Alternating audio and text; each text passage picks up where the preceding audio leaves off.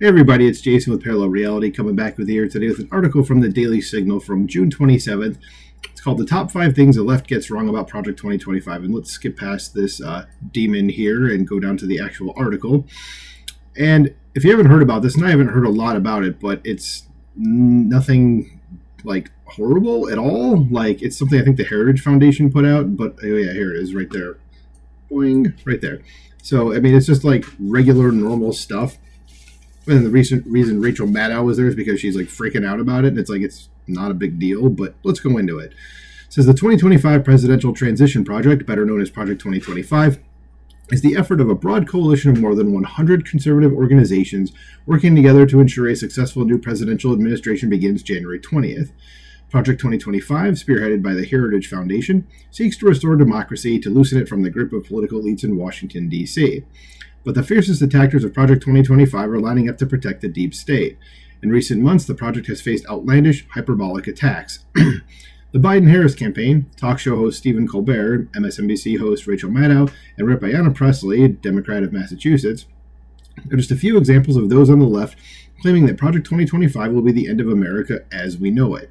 The Biden-Harris campaign even launched a large advertising buy to expose the dangers of Project 2025's far-right manifesto. And again, they don't seem to know what far-right actually means, but there you go. A group of House Democrats, including Reps Ted Lieu, Jamie Raskin, and Pramila Jayapal, recently established a Stop Project 2025 task force. This is like a listing of the dumbest people possible. Ted Lieu is just an idiot. I mean, he's like a legit stupid person. Jamie Raskin's just a snake, and Pramila Jayapal, again, is another just far left. I was going to say artard, but yeah, you get my drift. Lieu, a far left California Democrat, said Project 2025, or Project 25, is a radical, extreme, pro-authoritarianism plan pushed by conservatives who are desperate to take our country backwards. Too bad that's not what it is, but okay. Because again, Ted Lieu is not a smart person. Says, although the project certainly would reform how the federal bureaucracy operates, the left's extreme fear-mongering, misrepresentation, and outright lies are a gross exaggeration of its aims, because that's just what they do. Thus, here are 5 of the most outlandish myths the left presents about this ambitious effort. Myth 1. Project 2025 is part of Donald Trump's campaign. Project 2025 was launched in spring 2022 before any major presidential candidate, including Donald Trump, announced he or she was running for office. Mandate for Leadership, which outlines conservative policy proposals for the executive branch and is available to the public for free online, was offered to all major presidential candidates, including Democrat Joe Biden and Independent Robert F. Kennedy Jr. Although individuals who served in the Trump administration participate in the project, they are not the only ones involved. Officials who served in different presidential administrations going back 50 years are involved. Project 2025 is about people and policy. It isn't advocating any particular candidate, but rather conservative ideals. Democrats and independents are welcome in its reform proposals as much as Republicans are. The common sense ideas in Mandate for Leadership transcend any one individual. They represent the solutions that millions of conservative and independent-minded Americans need after years of failed liberal leadership and bureaucratic bloat. Again, nothing wrong with that at all. Like, that's not extreme in any way, shape, or form. Myth number 2. Project 2025 calls for a nationwide ban on abortion, in vitro fertilization, and contraception. So this claim is an outright lie. There are no calls for a nationwide ban on abortion or contraception anywhere in Mandate for Leadership or any other Project 2025 materials. In vitro fertilization isn't even mentioned. This would be easy to confirm for the politicians and TV hosts parroting claims of an imminent Handmaid's Tale dystopia, but they are either too lazy or dishonest to do the homework. I would go with dishonest over lazy, but maybe it's lazy too, but definitely dishonest. That word absolutely applies to them, as many of the attacks on Project 2025 are false attributions that are simply smears. Myth 3. Project 2025 endorses the authoritarian unitary executive theory. Project 2025 doesn't mention the unitary executive theory. Although many Americans throughout our history have debated the constitutional extent of executive authority, the Constitution makes it clear that the executive branch should be under control of the executive. That makes sense. The Constitution also makes clear that the administrative state is not a fourth, unaccountable branch that may undermine the president and now ignore congressional and judicial oversight, the situation America now faces. And didn't, what is this? And again, not a lawyer, don't really know about this, but didn't the Supreme Court just, would have been yesterday at the time I'm recording this, it would have been Friday, June 28th, strike down the Chevron deference thing, which is what basically like, I wouldn't say destroys the administrative state, but puts a like severe hampering on it. So yeah, so I mean that definitely helps. But I just thought I'd bring that up here because it seems like it was relevant to this fourth unaccountable branch topic there, or that phrase. Because the authoritarian and unconstitutional fear-mongering is simply a projection. Many on the left have ignored constitutional rights, including those enumerated in the Bill of Rights, to pursue their political goals.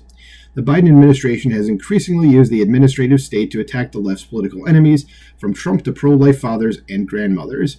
Project 2025 would rein in rogue and authoritarian elements within the Justice Department, the Department of Homeland Security, and other parts of the U.S. government. Again, I don't see what the problem is there. Again, I'm not seeing a problem with anything on this at all.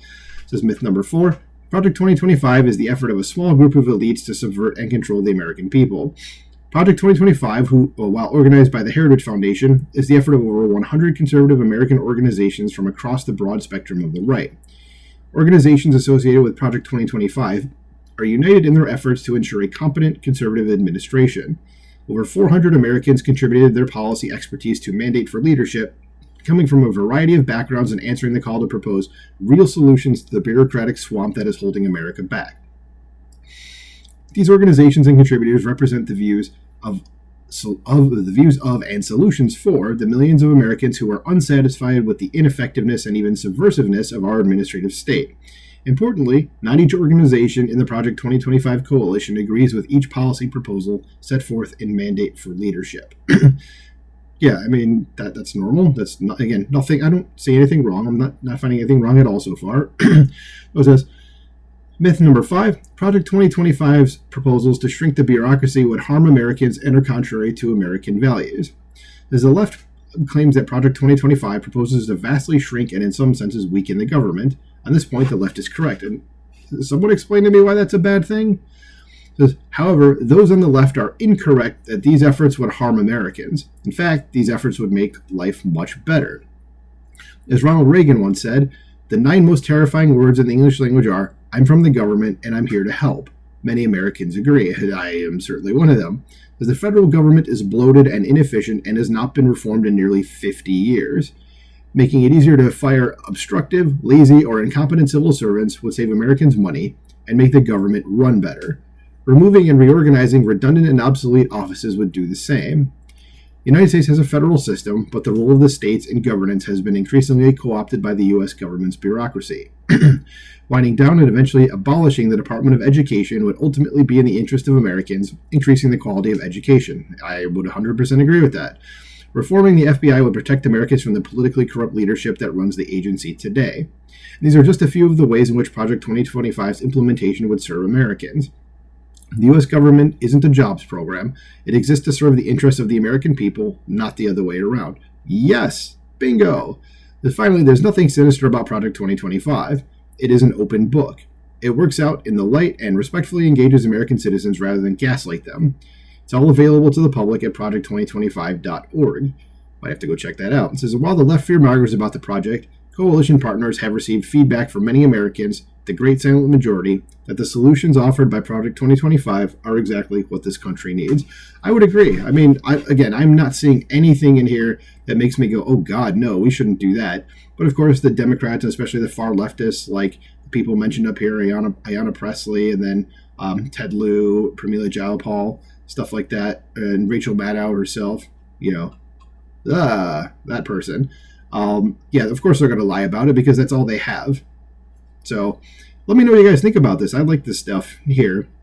It's Project 2025. Have you heard of this? What do you think about it? Let me know in the comments below. Like, share, subscribe, and I'll talk to you soon. Bye.